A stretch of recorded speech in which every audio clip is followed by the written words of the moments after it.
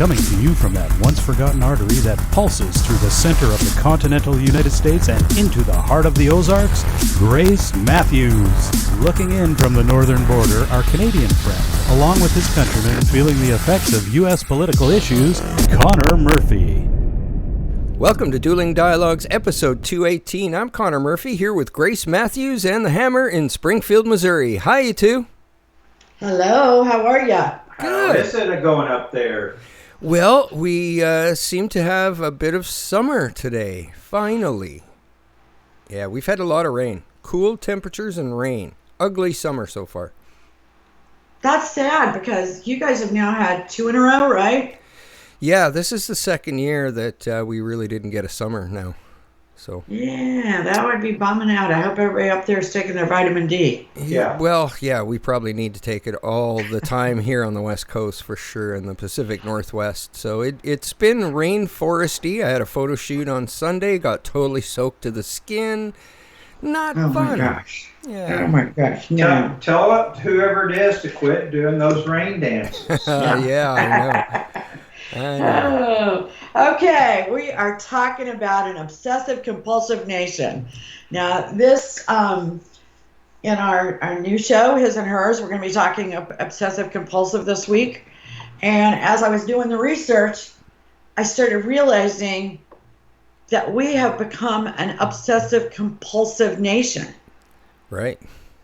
Yeah. And, you know, obsessive compulsive has to do with obsessive thoughts that bring about compulsions.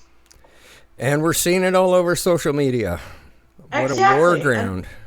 Exactly. And these are unlikely and imagined fearful thoughts. Right. Now, when you're talking about a nation, you're talking about group thoughts. Right. So that makes it a very, very powerful problem. Yeah, that some may take advantage of, I should say. Exactly. And it's something that our forefathers feared. I mean, they didn't exactly call it obsessive compulsive, let's face it. But they did talk a lot about groupthink. Groupthink is never a good thing.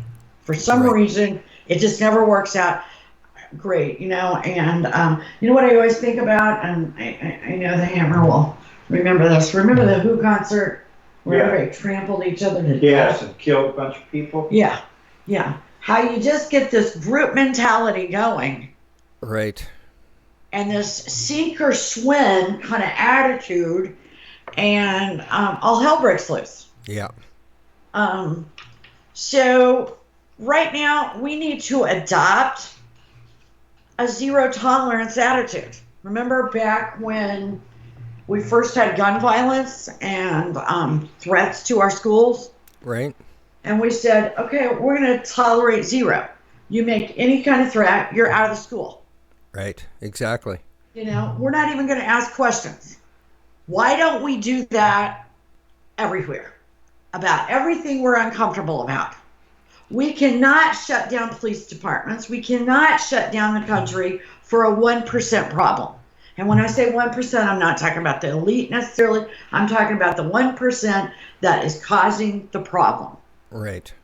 Whether it be sexual harassment, race, COVID-19, the environment, immigration, religion, and cultural difference. How about meat and dairy products? I mean, they're really bothering a lot of people right now. Yeah. It's, but not because they really bother a lot of people. I mean, I'm one of those people that can't eat dairy products without taking pills and stuff. But really, I'm in the 1%. Right. But the world does not need to change for me. But you don't care if anybody else has dairy. No, I don't mind at all. Where the problem today is that they think that everybody should be exactly like them and think like them, and they don't want to hear your opinion. They want to hear their opinion coming out of your mouth. Exactly, and it's ridiculous. And as I said before, these are unlikely, imagined, fearful thoughts. Right. What do you have to say, Hammer? You know, it's just like this mob mentality. It spreads like wildfire, and all I can think about is I feel sorry for the Wendy's. Why are Wendy's the ones that keep getting burned down? Right. You I don't know, know. Where's the it's beef? always Wendy's. I guess because they're always in kind of maybe the lower income People eat there? neighborhood. Oh, But they're just there? Oh. yeah, they just happen to be the ones that get burned every time. That's the ones they torch. But okay, so you're upset, so therefore let's go burn down a store, or let's go loot a store. This mentality of the mob that it's okay to do that. Well, isn't that kind of like you have a headache, so you're going to cut off your right arm? Yeah, that fixes I it. mean, really, isn't that the same thing? I Yeah. need to fix my headache, so I'm going to cut my arm off. They're creating a bigger problem. Exactly. And all of this is kind of over imagined fearful thoughts. Now, there are no doubt cops have killed people Right. over race. There is no doubt that's happened. And there is no doubt they should be punished. But what about our justice system? I mean, do people just feel like it doesn't work? Well, I think so. If as we kind of talked about last week, if they had already had the trial, if all the evidence had come out, if all this, and you've got videos, I mean, let's face it, the things that have happened nowadays, you can't hide anything. Right. So if there had been an injustice decision, I'm not saying that it would be all right for all this, but you could at least think that that's why it happened. But none of this has happened. They've locked them up. They've pressed charges against them. Let it play out. Right. Yes, if the shooting was in malice or out of whatever, not in self-defense, not for any reason at all, it's murder, and they're going to pay. Yeah, absolutely. Well, and there is a way to take care of the race problem before it ever gets to this point. And that is you put your money where your mouth is, first of all, and you do it through HR. Now, that is where I worked for a long time, human resources. Right. Okay? You beef up the staff, and you have them scanning everybody's social media. You have them giving assessment tests. You listen. You go sit in the lunchroom. You go stand by the water cooler, and you damn well know who's a racist and who's your sexual harasser. Right. And you get rid of them. Zero tolerance. Right. There's going to be some innocent people in there too, just like there was with the Me Too movement. Exactly. And now people hardly date because of the Me Too movement. Right. Yeah. I mean, it has really destroyed dating and human sexuality.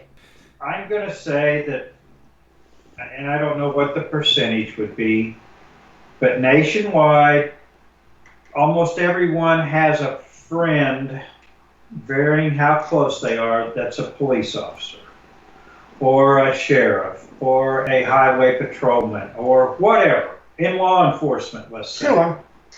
All right. If I would say that probably 99.9%, you could ask that person straight out, is he a racist or is he not a racist? Exactly. And there would be a definite answer every time. No, he is not, or yeah. Which is how they handle it unfortunately, in the FBI and have for Exactly. years. And that's the way it should be handled. No one wants the 1% to control the other 99.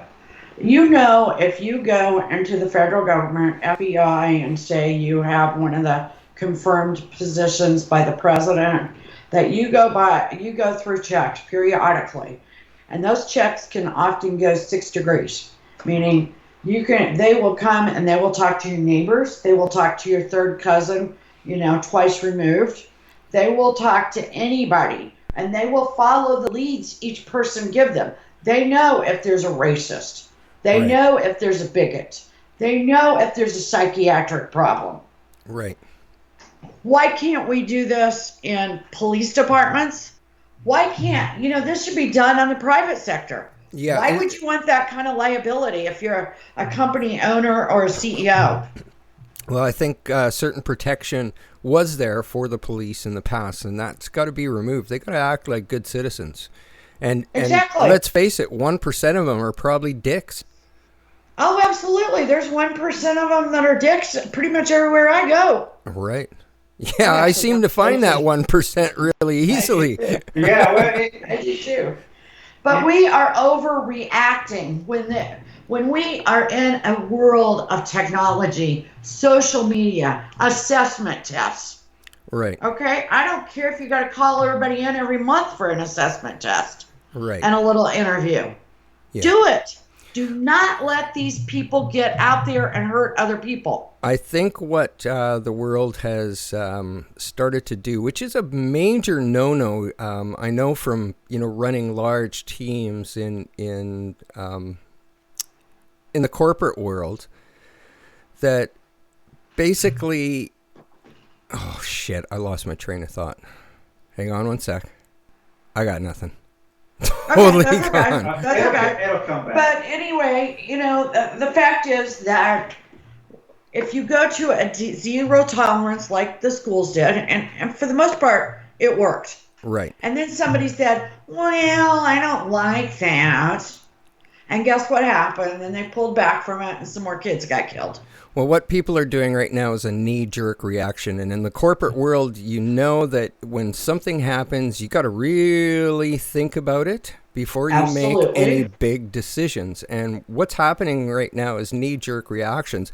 Somebody attacked the brand Aunt Jemima yesterday, and all of a sudden Uncle Ben's and the rest of them are no longer.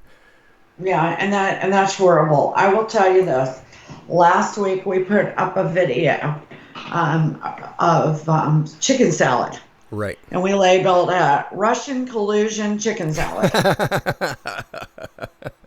We lost, it had half the viewers of the others. And so then I go, okay, good thing you can edit in Facebook, right? Right. Should we take out the word collusion? Back to normal. Scares the hell out of people. And you know what? That wasn't partisan. It was just funny. Right. It certainly wasn't racial. Right. But people are scared to death to be seen. They're afraid that it's going to be misinterpreted. That's why I said, I keep going back to the statement, unlikely and imagined fearful thoughts. Right. And what's happened recently is a lot of people have said on social media, well, all lives matter. All of a sudden, they started getting attacked as a racist because they didn't put the color black in front of that statement. And if you're the racist or protesting racism and you have to put a color in front of that statement, then you're the racist. You are the racist, and there's a lot of reverse racism going on. There's a lot of cultural issues. Racism isn't our only problem right now. We have issues with religion. I mean, persecution, religious persecution. Mm-hmm. And just downright cultural differences. You talked about your white Ukrainian family having a meal at a restaurant. Right. And someone saying something about you weird Ukrainians or something. Yeah, Ukrainians they think differently. Oh, they think differently. Yeah, okay. And I hope to God they do. But nevertheless, how is that different than color racism? Yeah, Why are we treating that differently? Why are we treating persecuted Christians, Jews, Muslims, and, whoever else is getting persecuted? People with disabilities. Oh, yeah. Why, our topic kind of the day, mental health, you know, and that kind of persecution when things can be totally controlled. And most diseases are not what the mass public is sitting around being fearful about because they have this imagined fearful thoughts. Right. Okay? And that's why I say we have absolutely breeded an O.C.D. nation, possibly even a world. Yeah, and I think that's fueled a lot by social media, because when you have 2 seconds on your own, what do? You pick up your phone and you jump on Facebook or Twitter or Instagram or whatever, and you're absorbing obsessed. more. You're back into the, well, some are calling it a modern civil war. Exactly. And okay, let's talk a little bit about our O.C.D. behavior as it pertains to COVID-19. Right. I mean, seriously, it's bad. I don't know what would have happened if we hadn't shut the country down. And like I said, in our own personal lives, that was the best thing that could ever happen. But it wasn't about COVID-19. Right.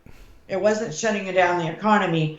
We just had a vacation, Right. which was great. But did we all of a sudden become Howard Hughes germaphobes Right. and get ridiculous? I don't know. I don't really have the answer to that. But I wonder if we're being too fearful. Right. It almost scares me sometimes that Grace and I talk about this all the time, how you can manufacture or get the spirit going by thinking about it all the time. So, like, if you think COVID-19's bad or the germs are bad, you start obsessing about it. Yeah, and start obsessing. God knows that you could almost bring it upon yourself. I don't know, but know that there's a lot of thought, belief behind the fact that you can manifest things. Yeah, absolutely. By thinking about it. And so when we get all crazy about the COVID-19 thing, and right now it's increasing. They're talking it could reach the point we have to shut down again. Right. Well, I don't think that's a good idea. I don't think the shutdown should ever happen, because we'd be right over the hump by now, and things would have continued as normal. Exactly. You are exactly right. It almost seems like we don't let common sense rule like it used to. Let's use some common sense. And maybe I'm too old-fashioned, but it's just like everything. There's got to be a way to work it out. There's got to be. And making a rash decision usually is wrong. Absolutely. As a matter of fact, it's probably, I don't know the percentage, but I bet it's very high. But if you will rationally think about it, there are brilliant minds out there, and there's lots of differences of opinion I am of the belief that you can work it out. You can figure it out. If you make decisions, you're right, under duress, they're usually wrong. They tell you, like, for example, we talked about this last night, if you lose a spouse, do not make big life changes for 1 year. Right. Because you are making a decision not in the right mind. It's a knee-jerk. Just like if we run out and we defund all the police departments, we are making decisions under duress. Right. Any manager knows to not knee-jerk. Don't react. Exactly. And I believe we knee-jerked a bit on COVID-19. Absolutely. We definitely did somewhat on the Me Too movement. Not that these people don't deserve this, and if somebody treats you like that, you should. But we made it a media spectacle. We started turning everything into sexual harassment that wasn't, and that's wrong. Right. It's absolutely wrong. We've done some of the same things about immigration and immigrants.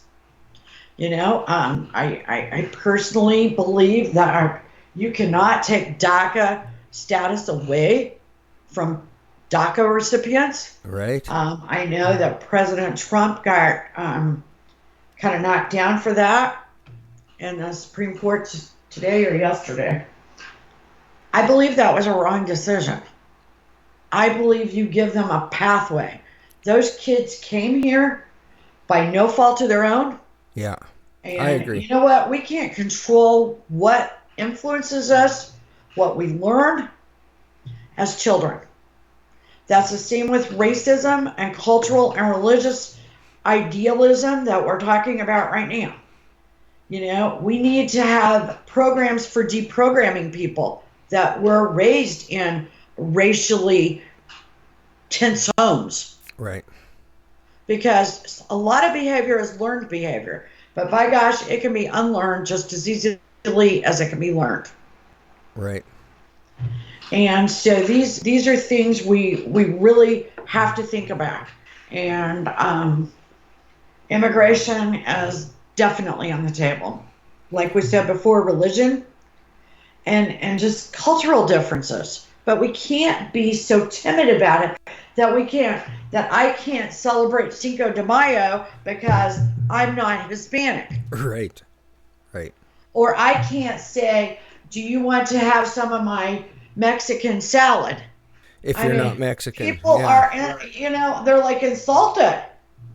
Yeah. I mean, next thing I know, I can't do the salsa dance. Yeah, the world has become very fragile as far as emotions and feelings go. And much too emotional. There is a therapist out there that is making boatloads of money because he is saying, I am not going to give you therapy in a way that gives a damn about how you feel. I'm just going to tell you how to fix your problem. Right. We're going to throw feelings out the window. There's the same therapist says, do not give the idea to your children that they're supposed to be happy. Yeah. In fact, I think Jordan Peterson also says that. Right. Who is one of our favorites. He says, you know, don't tell your kids that. Right. You know, there will be a certain part of satisfaction that comes with being emotionally healthy people. Right. Happiness is up to the person themselves to create. Exactly. Yeah. But kids are running around these days believing that they deserve happiness, they should have happiness, and if they didn't, parents are the cause. Right.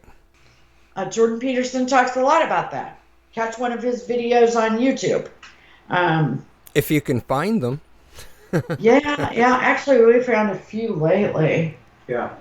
You might. Yeah, we've actually listened to quite a few lately. So your YouTube channel might be getting a little censored up there. Well, definitely. It happens. The Trudeau's government is censoring what we get for sure, but we have ways around it. We have ways. Good. You know, and here's the thing. Now, Domino's the other day in certain neighborhoods started taking meat off the menu because it was insulting the vegetarians in the neighborhood. And they're looking into getting rid of cheese because dairy products come from cows too. Yeah, and we'll see how long those restaurants last. Well, I will tell you, I'm dairy intolerant and I'm wheat intolerant. I don't expect anybody to take it off the shelves. Absolutely, right. I don't expect you up there in Canada to quit drinking milk because I got a problem. Right. Which is basically the leftist mentality right now. It is, and it's ridiculous. It's like I said, O.C.D. Yeah. It's obsessive compulsive. And that also gets back to the point to where every person ought to make that decision for themselves, not having someone else make that decision for them. Isn't that what this country is supposed to be about? Yes. Everybody's supposed to, I don't care what kind of store it is, if it's a liquor store, a porn store, a place that sells cigarettes, a place that sells perfume, it doesn't really matter. As I walk down the sidewalk, there is nobody that points a gun at my head and says, "You got to go in there." Yeah. You got to go into that porn shop. Yeah. Now, I will admit, maybe the liquor stores, I get that gravitational pull. But there is these people, when the first thing I remember being controversial was at one of the theaters here in Springfield when they decided to show a movie that was gosh, it was really bad. It was something like Who's Afraid of Virginia Woolf or something so minute. It wasn't anything bad at all, but all the religious people in Springfield acted like that we had turned into the capital of hell. And I don't remember anybody grabbing people and pulling them in that theater and saying, you must go see this movie. You know, and so just like we were talking earlier, let common sense override a bunch of this stuff. Let's use our brains and not our feelings. And use the system. You know, I mean, the fact that politicians are somewhat fueling some of these gatherings, I certainly don't have a problem with people protesting, but riots are not protesting. Right. But also, are we failing to actually get something done because we're so busy doing this? Absolutely. I mean, why aren't we sitting around making new laws? Why aren't we hiring new HR people that can detect racists? Why aren't we doing something? I mean, when you're standing out at a protest or a riot, I think you have to ask yourself, is this threat real? Is this threat immediately? And can I do anything about it right now? Right. Okay, and if the answer is no to those, you need to start going about it in a way that really gets something done.